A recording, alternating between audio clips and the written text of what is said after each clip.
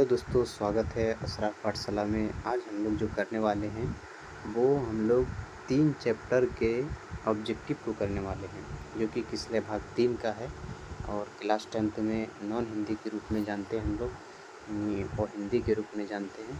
इसमें जो 3 चैप्टर है, पहला जो चैप्टर आपका है वो तू जिंदा है तो ज़िंदगी की जीत में यकीन कर, और दूसरा चैप्टर ईदगाह, और तीसरा जो है कर्मवीर।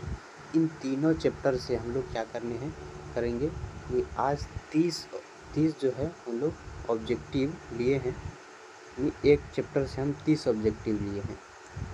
अगर 30 लिए हैं तो एक चैप्टर से तो 3 चैप्टर टोटल करने वाले हम लोग। इसमें टोटल 90 MCQ करने वाले, यानी ऑब्जेक्टिव करने वाले हैं, जो कि हर एक बार इस 2011 से लेकर 2025 तक में जितना भी आए थे इस चैप्टर से मैं अलग अलग करके इसको लाया हूँ।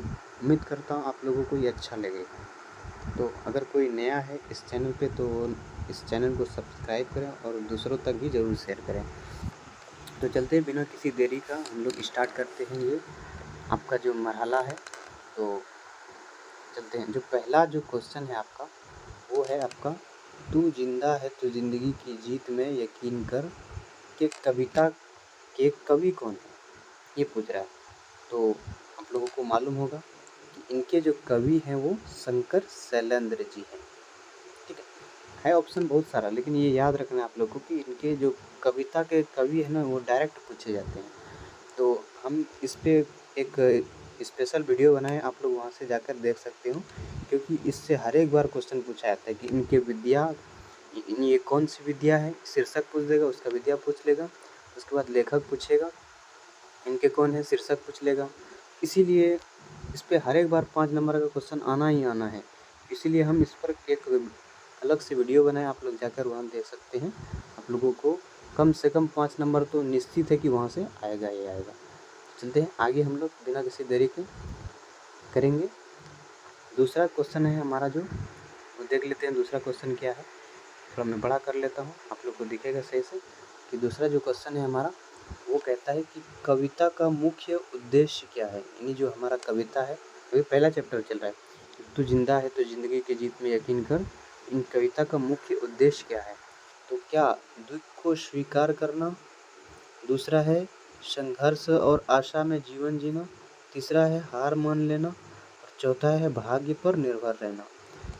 तो हम लोगों को ये जो कविता है वो संघर्ष और आशा से जीवन जीना ये सिखाता है हमको कविता। तो ऑप्शन नंबर जो बी है वो हमारा राइट हो जाएगा।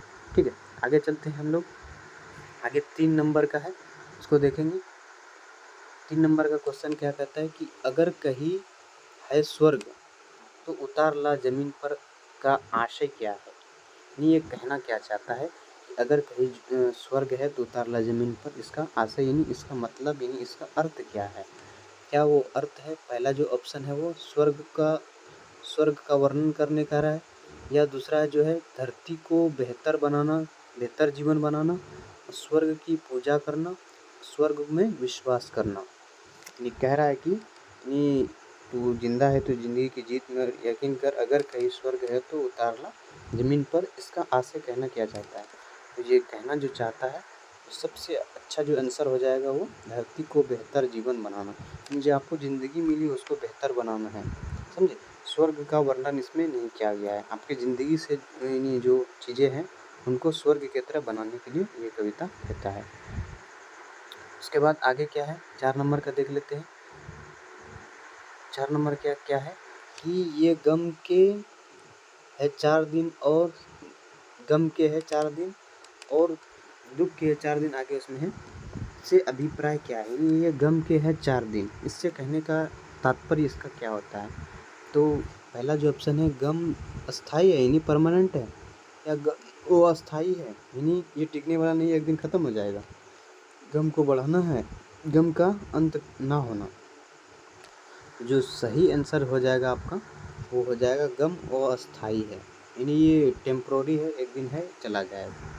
ठीक है, आगे है क्या देखें, 5 नंबर का है। 5 नंबर में क्या कहना चाहता है कि कविता जो है हमारा में चमन का अर्थ है। फूलों की बाग है या जंगल है या मरुस्थल है या खेत है, इनमें से कौन सा सही हो जाएगा आप लोग ये बताना है। तो ये जो है हमारा वो हो जाएगा फूलों, चमन का अर्थ होता है फूलों का बाग। इसमें हम हर एक लेसन में हम ये नहीं शब्दार्थ को लिए और उसमें बताया कि उससे भी डायरेक्ट क्वेश्चन इसमें पूछा जाता है।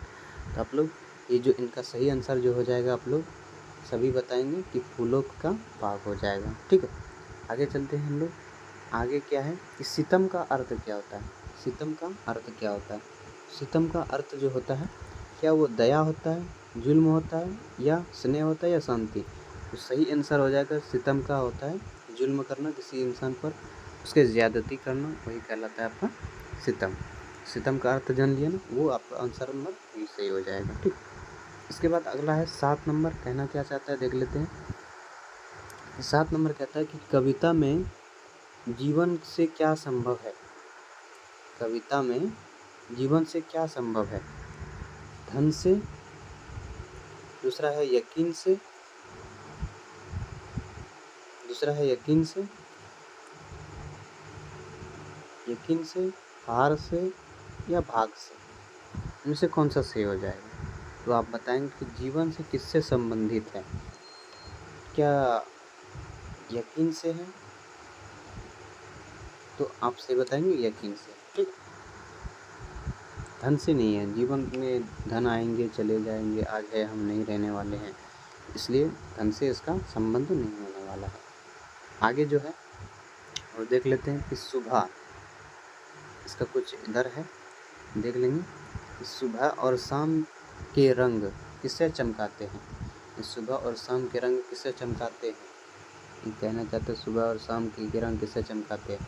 क्या धरती को चमकाते हैं या गगन को चमकाते हैं। और इसमें जो आगे वाला है वो देख लेंगे, पेड़ को चमकाते हैं, पेड़ को चमकाते हैं या सितारे को चमकाते हैं। तो ये आंसर जो सही हो जाएगा आपका वो बी, जिसने जिसने बताया वो बी, वो आपका सही हो जाएगा। ठीक, आगे चलते हैं। आगे जो कहते हैं 9 नंबर का, 9 नंबर का क्या कहना चाहता है देख लेते हैं कि मृत्यु किसके द्वार पर आती है। मृत्यु किसके द्वार पर, ये मृत्यु जो होता है किसके द्वार पे आती है। तो वो हो जाएगा आपका क्या अमीर के द्वार पे आती है ये, क्या अमीर के द्वार पे आती है या गरीब के द्वार पे आती है, हर इंसान के या केवल बूढ़ों के। तो ये ना ही अमीर के घर पे आते हैं, ना ही गरीब के, ना ही केवल बूढ़ा के। तो किसके किसके पास आते हैं, हर एक इंसान के पास आते हैं। ठीक है, क्योंकि कब न किसकी मौत हो जाए ये कहना मुश्किल है, तो हर एक के घर पे आती है। और आगे है हमारा कि हमारे काफिलों को मंजिल का, आगे स्लैश है इसमें क्या भरेगा वो बताना है आप लोग को। तो क्या होगा, क्या डर का, क्या इंतज़ार का, या अंत का, या खो जाना। तो मंजिल का इंतज़ार है, इसमें ही भर के आएगा। ठीक है, ये आप लोगों का ये सही हो जाएगा, मंजिल का इंतज़ार। आगे देख लेते हैं आगे क्या कहना चाहता है। कविता में श्रृंगार, कविता में श्रृंगार का अर्थ है। श्रृंगार में से क्या होता है देख लेते हैं। क्या युद्ध होता है, नहीं हो जाएगा। श्रृंगार होता है, शिक्षा होता है या साधना होता है। तो श्रृंगार हम बोले थे कि श्रृंगार जो होता है ना वो श्रृंगार होता है। श्रृंगार का अर्थ तो एक श्रृंगार होता है, एक श्रृंगार होता है। तो आप लोग ज़्यादातर ये श्रृंगार जो मेकअप वगैरह करते हैं उसी को श्रृंगार हम लोग एक हिसाब से कह सकते हैं, लेकिन जहाँ पर सामान्य मिलती है उसको श्रृंगार स्टोर कहते हैं। देखते हैं ना आप लोग देखते होंगे। अगला जो है हमारा 12 नंबर का क्वेश्चन क्या कहना चाहता है कि 12 नंबर में कविता में कवि किससे प्रेरित करता है, किससे प्रेरित करता है हमको। क्या वो हमको आलस्य से प्रेरित करता है, नहीं। निराशा से, नहीं। संघर्ष से, हाँ। हार से नहीं होगा। ठीक है, तो आंसर आपका जो हो जाएगा वो संघर्ष से हम लोगों का प्रेरित करता है कि हम लोगों को ज़िंदगी में संघर्ष करना चाहिए। आगे जो है वो है कि 13 नंबर का कहना चाहता है कि अगर कहीं है स्वर्ग तो उतार ला जमीन पर, किसका प्रतीक है। ठीक है, तो किसका प्रतीक है बताया। क्या वो आलस्य का प्रतीक है, भाग्य का, या संघर्ष का, या हार का। आप लोग को बताना है इसमें भी वही आंसर हो जाएगा आपका जो पहले था, संघर्ष का। ठीक है, आंसर नंबर सी आंसर आपका सही हो जाएगा। आगे है देखो कि गुजर गए 1000 दिन का संकेत है। ठीक है, तो क्या समय का बीतना, समय का रुकना, समय का लौटना, समय का ना होना? इनमें से जो सही हो जाएगा आपका आंसर नंबर समय का बीतना, क्योंकि ये गुजर गए 1000 दिन, इसी तरह से कई दिन भी गुजर गए। इसका मतलब है समय ये नहीं बीतता जा रहा है, समय किसी के पास नहीं है।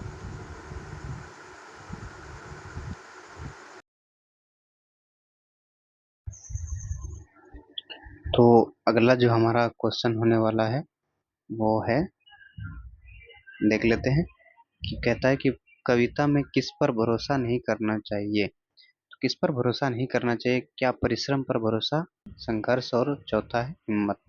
तो कविता में किस पर भरोसा नहीं करना चाहिए? ये जो तू जिंदा है जिंदगी की जीत में यकीन कर जो कविता है, इस पर भरोसा हमको नहीं करना चाहिए।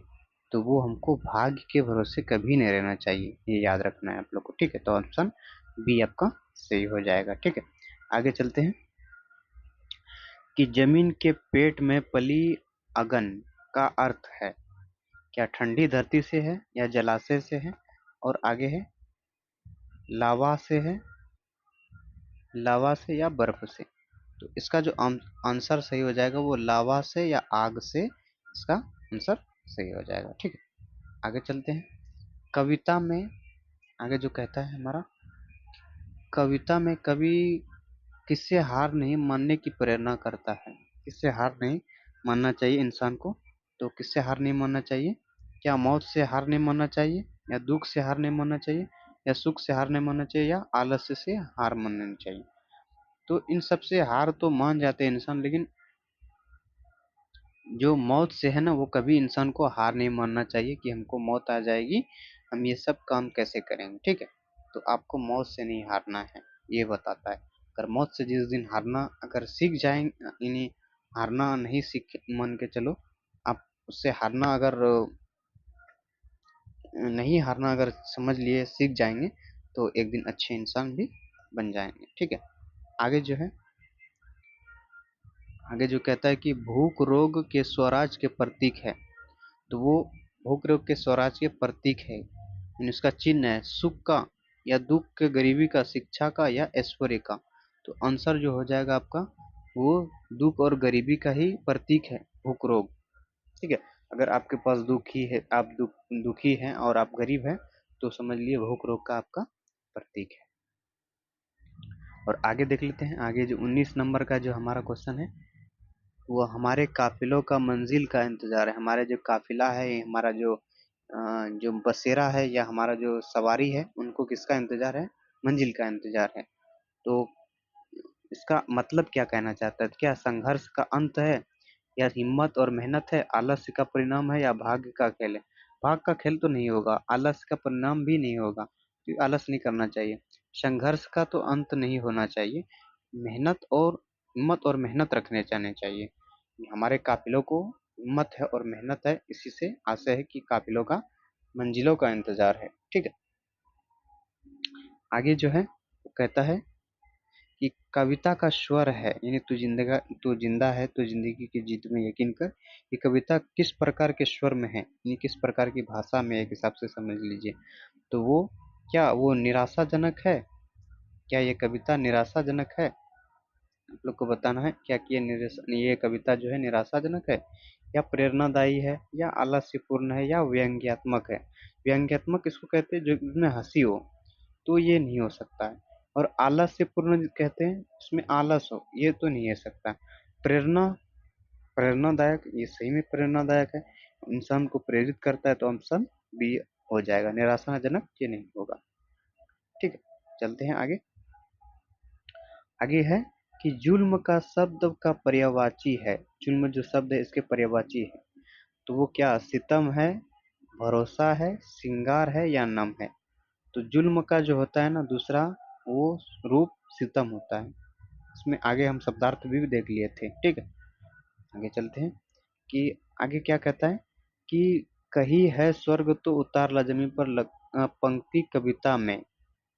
ठीक है, एक बार आई है, बार बार आई है, बिल्कुल नहीं आई है, केवल अंत में आई है। तो ये बताना है आपको कि ये जो कविता एक बार नहीं आई है, ठीक है, बिल्कुल नहीं आई है तो ऐसा नहीं कह सकते हैं, और केवल अंत में आए ऐसा भी नहीं कर सकते। तो आपका जो सही आंसर जो बी है वो बार बार इसमें आई है। इसमें गिनती अगर रहता तो कम से कम उसमें 6 बार या 7 बार है मेरे हिसाब से, तो वो हो सकता था, लेकिन इसमें एक बार है, बार बार है, बिल्कुल नहीं आई, केवल अंत में, तो ये बार बार आई है, ये आपका सही हो जाएगा। ठीक है, आगे चलते हैं। आगे 23 है, कविता का, इसमें जो कहता है कि कविता का आधार है, कविता का आधार यानी कविता का जो बेस है वो क्या करना चाहता है, आशा और संघर्ष है, आलस्य और निराशा है, भाग्य और कर्म है, और सुख और आराम है। तो ये कविता का जो हमारा मेन पर्पस क्या है, यानी उसका बेस क्या है, तो ये आपको बताना है। जो ये कविता है वो आशा और संघर्ष में जीवन को जीने का हम लोगों का सीख देता है हम लोगों को। ठीक है, तो आगे चलते हैं। आगे है 24, तो कहते हैं गम के 4 दिन और किस विचार को प्रकट करता है। क्या गम अस्थाई है, गम अस्थाई है, यानी इससे पहले हम लोग देख लिए थे, गम क्या अस्थाई है, या गम सुखद है, गम बढ़ता है। तो इसका जो ऑप्शन जो हो जाएगा वो ऑप्शन नंबर बी सही हो जाएगा, क्योंकि गम अस्थाई होता है, अस्थाई तो नहीं होगा। स्थाई अगर रहेगा, किसी के जीवन में अगर दुख है तो दुखी रहेगा हमेशा, ऐसा थोड़ी होता है। कुछ समय के लिए दुख है तो वो दुखी होंगे, एक ना दिन ऐसा अच्छा दिन आता है हर एक के दिन में, हर एक के लाइफ में, तो वो आपका ऑप्शन जो हो जाएगा वो आपका बी ऑप्शन जो सही हो जाएगा। ठीक है, चलते हैं आगे हम लोग। 25 का आप क्या है देख लेते हैं, 25 क्या कहना चाहता है। 25 का जो है, 25 जो है कविता का मुख्य उद्देश्य है। कविता का मुख्य उद्देश्य क्या कहना चाहता है, इसमें देखो ऑप्शन में, पहला है जीवन को स्वर्ग बनाना, दूसरा है तो केवल स्वर्ग की कल्पना करना, आलस्य को अपनाना, या भाग्य पर निर्भर रहना। वो भाग्य पर निर्भर नहीं रहना चाहिए, आलस्य को अपनाना भी नहीं चाहिए, केवल स्वर्ग की कल्पना नहीं करना चाहिए, उसको करके दिखाना चाहिए। तो स्वर्ग, जीवन को स्वर्ग के जैसा बनाना चाहिए। ठीक है, तो ऑप्शन नंबर ए सही हो जाएगा। उसके बाद आगे है 26 नंबर का है कि भूख रोग के स्वराज।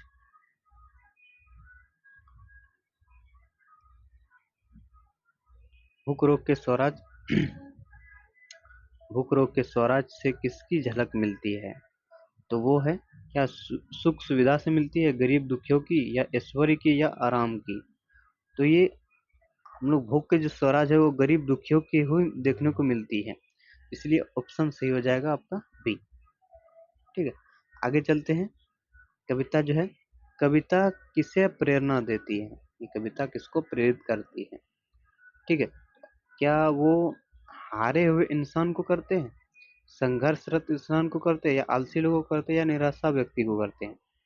निराशा व्यक्ति को तो कभी हो ही नहीं, निराश है तो उसको कुछ भी नहीं कर सकता है कोई, आलसी को तो कभी नहीं कर सकता। हारे हुए इंसान को थोड़ा बहुत हो सकता है कि हारे हुए इंसान को ये अगर पढ़े तो उसको हो सकता है, लेकिन इसमें संघर्ष रत्न जो इंसान को होता है ना, इसमें सभी आ जाएगा, तो इसलिए ऑप्शन आपका बी हो जाएगा। 28 है, 28 क्या कहना चाहता है देख लेते हैं कि कवि ने किससे जीतने का संदेश दिया है। कवि ने किससे जीतने का संदेश दिया है, एक जीवन को जीतने का संदेश दिया, या मृत्यु को, या भाग्य को, या आराम को।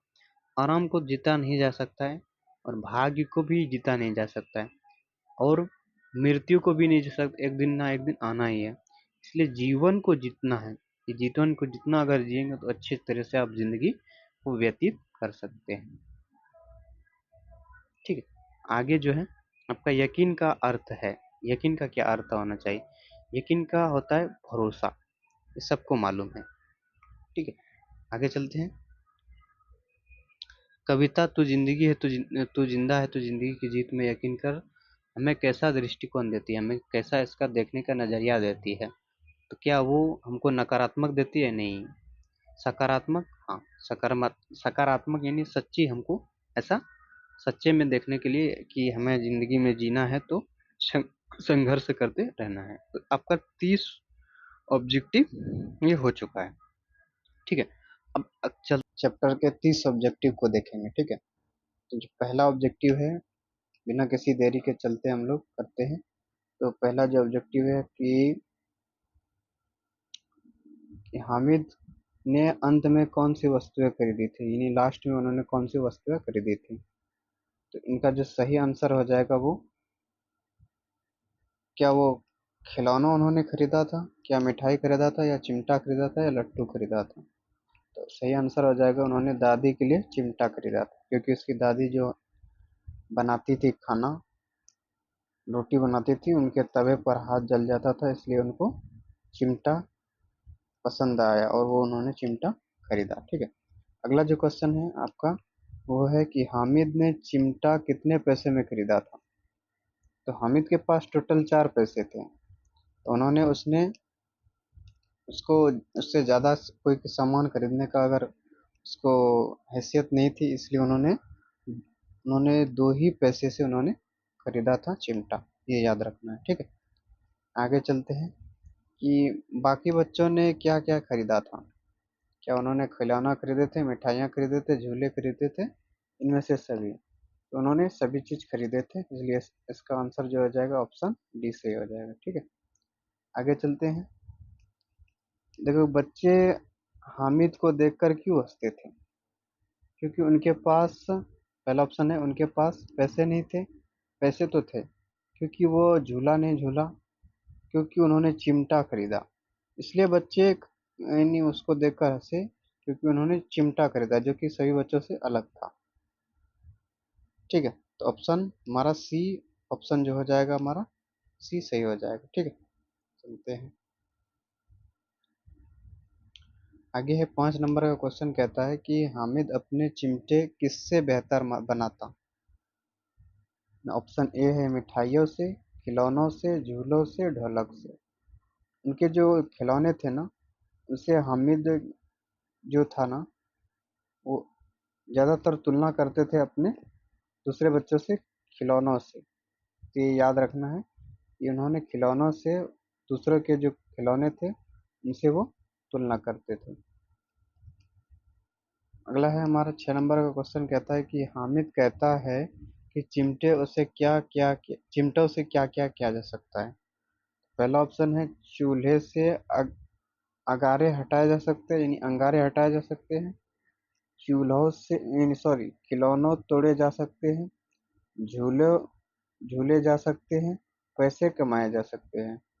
तो वो कहते हैं कि उनकी जो दादी है, उनको जो रोटी बनाती है तो उनकी हाथ जल जाती है, क्योंकि वो तवे से निकालती है, इसलिए अंगारे यानी आग से जलने के लिए चूल्हों के अंगारे से, ऑप्शन जो हो जाएगा हमारा ए, वो चूल्हों के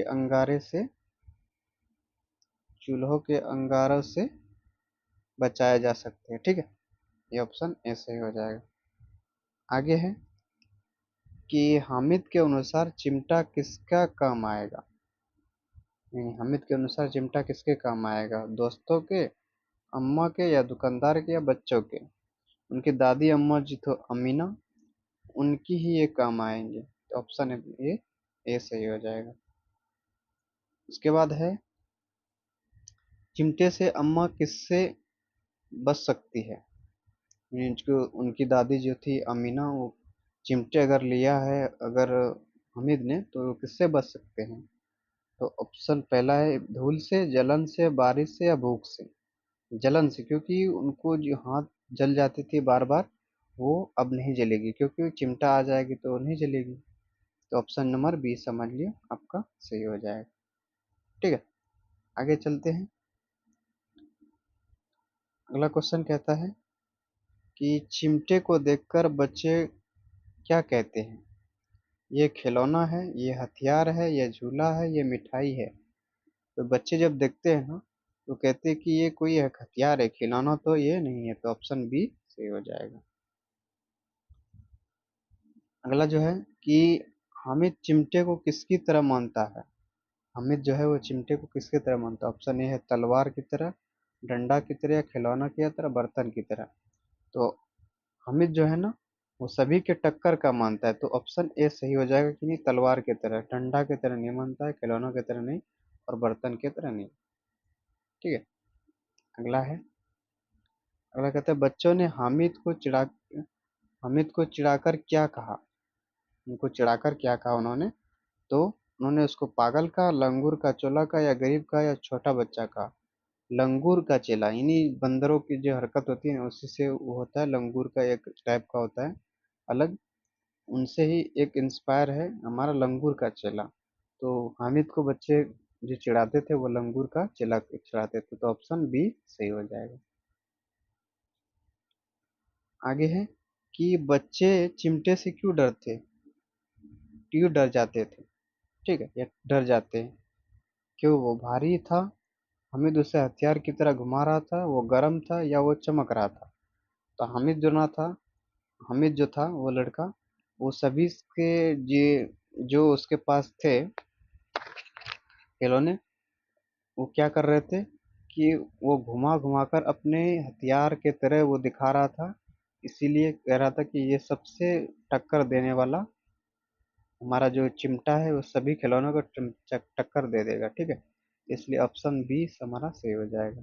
अब 13 नंबर का क्वेश्चन है, देखते हैं क्या कहता है कि हामिद को चिमटा खरीदकर कैसा महसूस होता है। क्या उनको शर्मिंदगी हुई, या गर्व हुआ, या पछतावा हो, या दुख हुआ। उनको ये गर्व हो, उनकी दादी उनको ये गर्व हुई, पहले तो उन्होंने इसको डांटा, लेकिन उनको बाद में गर्व हुई कि ये बच्चा आगे जाकर कैसा बनेगा, समाज के हेल्प करने वाला बनेगा, अपने दादी अम्मा की रखवाली बनेगा। ठीक है। आगे है 14 नंबर, हामिद अपने दोस्तों को क्या समझाता है। खिलौने टूट जाएंगे, मिठाई खत्म हो जाएगी, चिमटा हमेशा काम आएगा, उपरोक्त सभी। तो खिलौने, वो कहता था कि ये खिलौने से क्या होगा, तो खिलौने टूट जाएंगे तो ये भी सही हो जाएगा, मिठाई खत्म हो जाएगी, एक खा लेंगे तो खत्म हो जाएगी, चिमटा हमेशा काम आएगा। चिमटा क्या होगा, हमेशा काम आएगा, क्योंकि ये जल्दी टूटेगा नहीं और जल्दी खत्म भी नहीं होगा, इसलिए ऑप्शन डी हमारा सही हो जाएगा। तो ऑप्शन डी सही हो जाएगा। आगे है कि हामिद की सोच खाली जगह को दर्शाती है। किसको दर्शाती है, स्वार्थ को दर्शाती है, या बचपन को, या परिपक्वता को। और आगे देख लेते हैं ऑप्शन जो है, एक ऑप्शन इधर है, या लालच को। तो वो दर्शाता है मेच्योरिटी को, बच्चे में जो मेच्योरिटी आना चाहिए वो उसमें दर्शाता है। जो छोटे बच्चे हैं उनमें जल्दी मेच्योरिटी नहीं आती, क्योंकि उनके माँ बाप उनको ज़्यादा लाड प्यार से रखते हैं, इसलिए ये बच्चे हमेशा गरीबी में पले हैं, इसलिए इसको, इसमें जो परिपक्वता होती है, मेच्योरिटी जो होती है, समझ होती है, वो इसमें पहले आ चुका है, तो इसलिए ऑप्शन सी हमारा सही हो जाएगा 15 का। ठीक है, आगे चलते हैं। आगे कहता है कि हामिद का चिमटा बच्चों के लिए क्या बन गया, मजाक, या हथियार, या मिठाई, या खिलौना। वो एक हथियार की तरह बन गया था, सभी बच्चों के खिलौनों का वो टक्कर दे रहा था इसलिए। ठीक है, आगे चलते हैं। आगे क्वेश्चन है कि हामिद के घर लौटने पर अम्मा चिमटा देखकर उसे क्या क्या कर रही उसे क्या करती है। तो वो क्या होती है, उनकी अम्मा देखते हैं, नाराज होती है, हंसती है, या रोती है, या तालियां बजाती है। तो वो देखकर नाराज होती है कि इसको मेले में यही सामान मिला, मिठाई खाते हैं या कोई खिलौना लेते हैं, लेकिन ये चिमटा लेके क्यों आए हैं, इसलिए ऑप्शन सही हो जाती है, ये नाराज हो जाती है वो। ठीक है।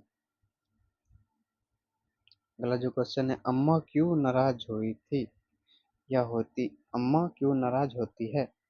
क्योंकि हामिद ने खिलौना नहीं खरीदा, ये सही है। क्योंकि उसने मिठाई नहीं खरीदी, ये भी सही है। क्योंकि उसने बेकार चीजें नहीं खरीदी, ये भी सही है। क्योंकि उसने चिमटे की अहमियत तुरंत समझ नहीं आती, तो ये ऑप्शन हमारा सभी सही हो जाएगा, इसीलिए इसका जो ऑप्शन होगा ऑप्शन डी हमारा सही हो जाएगा। ठीक है, चलते हैं। आगे कहता है कि थोड़ी देर के बाद अम्मा को चिमटे की खरीदारी पर कैसा लगता है। ठीक है, थोड़ी देर के बाद अम्मा को चिमटे की खरीदारी जो किया था उन्होंने, हामिद ने, उस पर कैसा लगता है, उसको क्या गर्व होता है, उनको क्या गर्व होता है, या उनको गुस्सा आती है, दूसरा है या दुख होता है या डर होता है। उनको गर्व होता है कि हमारा जो बच्चा है वो समझदार हो गया है, एक न एक दिन जिम्मेदारी को भी समझ लेगा। ठीक है, आगे जो क्वेश्चन है वो कहता है, देखिए, अम्मा की आंखों में चिमटा देखकर क्या आ जाता है। उनकी जो अम्मा होती है, चिमटा देखकर उसको क्या आ जाता है। तो ऑप्शन ए है आंसू, हंसी, नींद और गुस्सा। उनको आंसू आ जाते हैं, मोहब्बत के आंसू आ जाते हैं कि ये बच्चे कितने समझदार हैं। तो ऑप्शन हमारा ए सही हो जाएगा। आगे चलते हैं कि हामिद ने चिमटा क्यों खरीदा। दोस्तों को दिखाने के लिए नहीं, खेलने के लिए नहीं, अम्मा को जलने से बचाने के लिए। ये सही हो जाएगा, तो ऑप्शन हमारा सी हो जाएगा सही। हामिद के बाकी पैसे कहाँ गए। मिठाई में या खिलौने में, और आगे है मतलब चिमटे में या जेब में। तो वो जितने पैसे थे उनके पास वो कहाँ गए, वो उन्होंने चिमटे खरीद लिए। तो ऑप्शन हमारा सी हो जाएगा, आंसर ठीक हो जाएगा। ठीक, तो ऑप्शन 22 का जो ऑप्शन सी सही हो जाएगा। आगे है हामिद के दोस्त उसकी किसके बात पर हैरान रह जाते। उसकी बहादुरी पर, उसकी समझदारी पर, उसकी गरीबी पर, उसकी उम्र पर। उनकी समझदारी पर ज़्यादा हैरान हो जाते थे उनके दोस्त कि इनको कैसी समझदारी है जो ये सब चीज़ें खरीदते हैं। तो ऑप्शन बी हमारा सही हो गया। अगला है कि कहानी के अंत में मुख्य भाव क्या है। त्याग और माँ के प्रति प्रेम, ईर्ष्या और झगड़ा, ये तो नहीं होगा। खेल और हंसी थोड़ा मान सकते हैं, मिठाई और झूले ये भी थोड़ा मान सकते हैं, लेकिन इसमें जो सही हो जाएगा वो आपका ऑप्शन ए सही हो जाएगा, त्याग और माँ के प्रति प्रेम। उसके बाद अगला है चिमटा कहानी में किसका प्रतीक है। गरीबी का, संघर्ष का, उपयोगिता और ममता का, और खुशी का। तो इसमें ऑप्शन जो सी है वो हो जाएगा सही आपका, उपयोगिता और ममता। तो ऑप्शन 25 का जो ऑप्शन हो जाएगा वो सी सही हो जाएगा। अगला है कि हामिद ने खिलौना ना लेकर क्या दिखाया। बचपन में मासूमियत दिखाई, या परिपक्वता और त्याग, या डर या आलस। परिपक्वता थी, मेच्योरिटी थी, और उसका त्याग भी था, ये याद रखना। तो ऑप्शन नंबर बी हमारा सही हो जाएगा। ठीक है, अगला देखते हैं, बच्चों ने हामिद का मजाक क्यों उड़ाया। क्योंकि उनके पास कपड़े नहीं थे, क्योंकि उनके पास खिलौना नहीं था, क्योंकि उनके पास मिठाई नहीं थी, क्योंकि उनके वो गरीब था। क्योंकि मजाक इसलिए उड़ाया कि सभी के पास खिलौने थे, उनके पास चिमटा थे, इसलिए उसका मजाक उड़ाया क्योंकि उनके पास खिलौना नहीं था। तो ऑप्शन बी हमारा सही हो जाएगा। देखते आगे देखते हैं कि हामिद का चिमटा दूसरों के खिलौनों से कैसे साबित हुआ। सस्ता, मजबूत और उपयोगी, बेकार या भारी। मजबूत और उपयोगी साबित हुआ। ठीक है, क्योंकि उससे वो कंपेयर करके दिखाया था उन्होंने। आगे है कि ईदगाह कहानी का अंत में हमें क्या सिखाता है। मिठाइयाँ खाना सिखाता है, या 1 मिनट, या हम लोगों को खिलौना खरीदना सिखाता है, बड़ों को दुख को समझना सिखाता है, दोस्तों का मजाक उड़ाना। बड़ों को दुख को समझना दिखाता है कि जो उनकी दादी माँ थी उनकी दुख को समझना चाहता है कि कैसे वो बच्चे को उन्होंने पाला और कैसे उसको समझदारी दी। ठीक है, आगे जो है हमारा आगे जो हमारा हो जाएगा वो 30 नंबर लास्ट है इसका, कि हामिद का चिमटा अंततः में किस चीज का प्रतीक बनता है। गरीब बच्चे का खिलौना, माँ के प्रति प्रेम और त्याग, हंसी का कारण, और बच्चों की जिद। जिद नहीं होगा, कारण भी नहीं होगा, माँ के प्रति त्याग होगा। तो ऑप्शन बी सही हो जाएगा 20 का।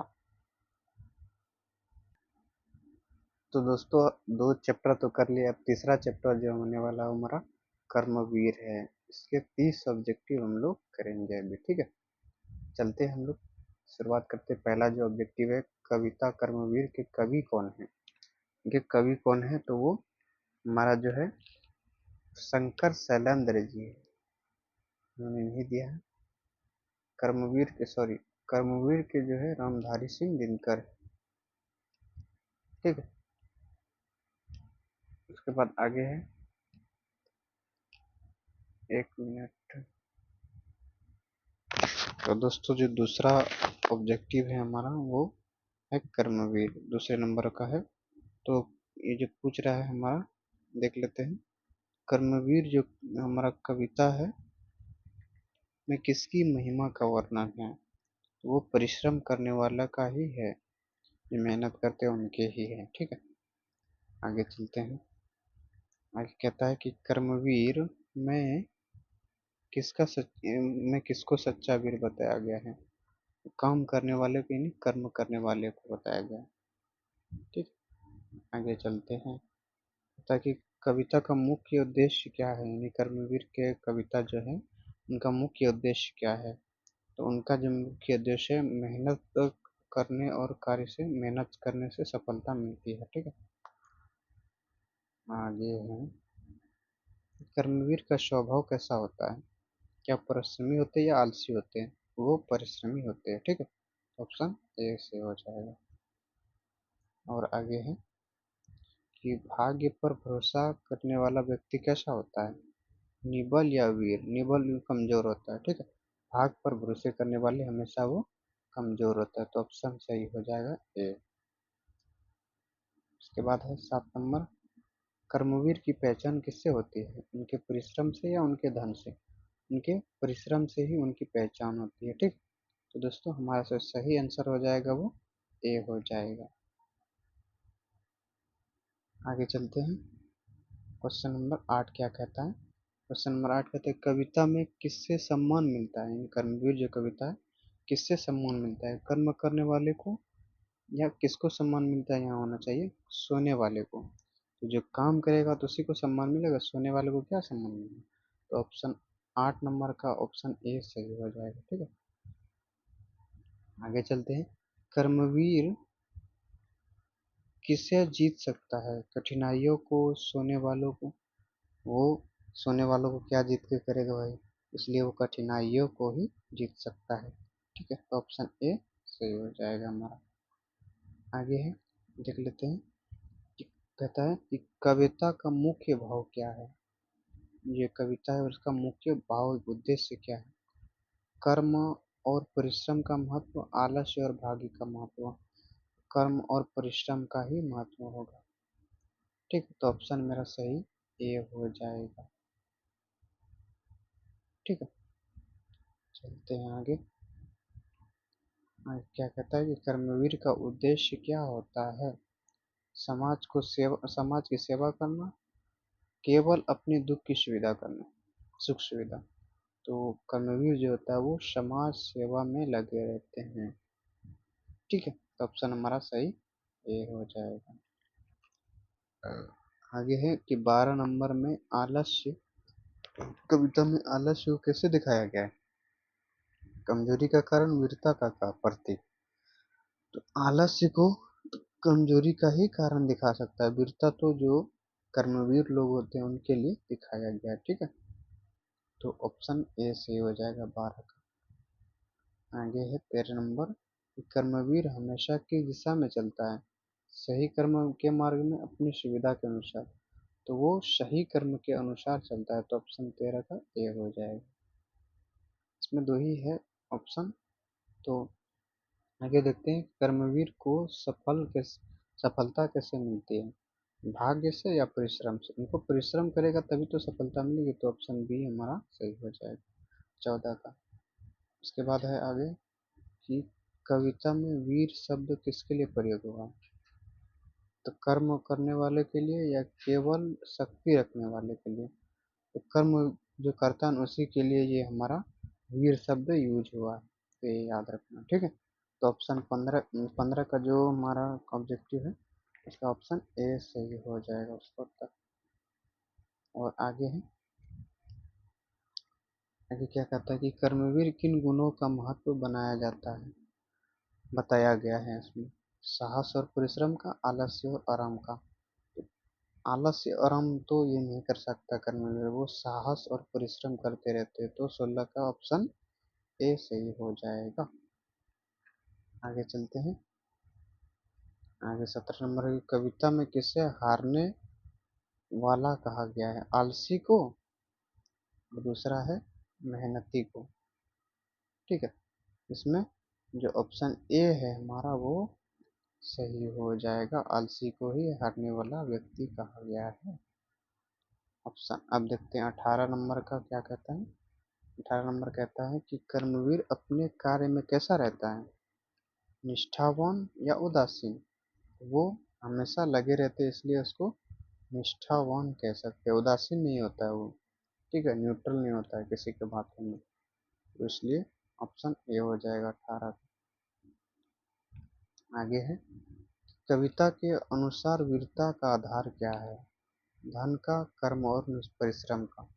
धन का तो नहीं हो सकता, एक दिन आएगी तो चली जाएगी, लेकिन अगर आपके पास वीरता है, उनके पास कैपेबिलिटी है आपके पास करने का, तो वो धन आ सकता है। तो ऑप्शन जो हमारा हो जाएगा वो कर्म और परिश्रम सही हो जाएगा, 19 का बी। ठीक है, आगे है, कर्मवीर कर्मवीर जो है, कर्मवीर कठिनाइयों का सामना कैसे करता है? साहसपूर्ण या डर कर? तो कर्मवीर जो होता है वो कठिनाइयों का सामना जो करते हैं वो साहसपूर्ण करते हैं, हिम्मत के साथ। तो ऑप्शन बी का जो ऑप्शन ए सही हो जाएगा। आगे है 21 नंबर कि आलसी व्यक्ति सफलता क्यों नहीं पा सकते हैं? आलसी जो व्यक्ति होते हैं वो सफलता क्यों नहीं पा सकते हैं? क्योंकि वो प्रयास नहीं करता है, क्योंकि उसका भाग्य अच्छा नहीं होता है, क्योंकि वो प्रयास ही नहीं करता है। भाग्य तो सभी का है कि सभी लोग कुछ ना कुछ कर सकते हैं, इसलिए वो कोशिश ही नहीं करता, प्रयास ही नहीं करता, उसको कहाँ से सफलता मिलेगी? तो वो ऑप्शन नंबर ए हो जाएगी। आगे है 22 नंबर, कर्मवीर का मूल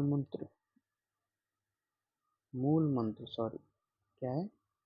कर्मवीर का कर्मवीर का मूल मंत्र क्या है? कड़ी मेहनत, भाग्य पर भरोसा। वो कड़ी मेहनत करते हैं, भाग्य पर भरोसा नहीं करते। ठीक है, कर्मवीर। उसके बाद है, कविता में आलस्य और परिश्रम के बीच तुलना किस प्रकार की गई है?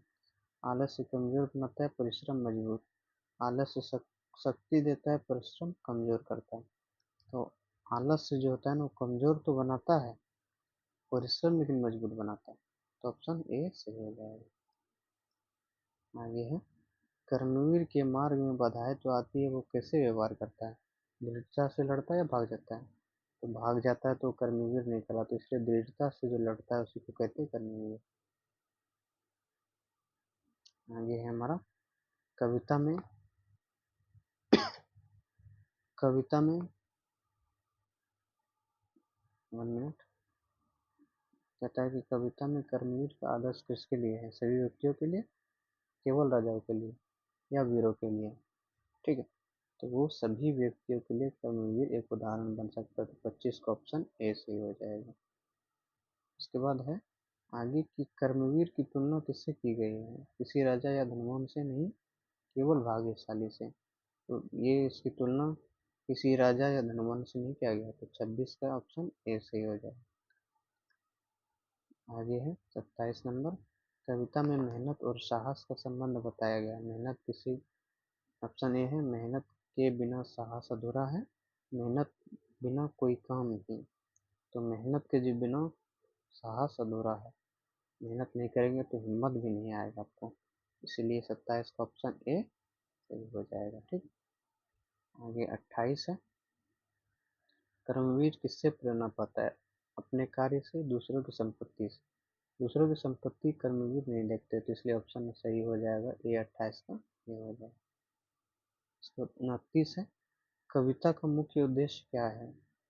विद्यार्थी को परिश्रम की सीख देना, लोगों को आराम करने की सीख देना। आराम तो नहीं कर सकते भाई, विद्यार्थियों को परिश्रम करने की सीख देती है कर्मवीर कविता जो है। तो 29 का सॉरी ए हो जाएगा ऑप्शन सही। ठीक है, आगे चलते हैं, लास्ट क्वेश्चन है अब।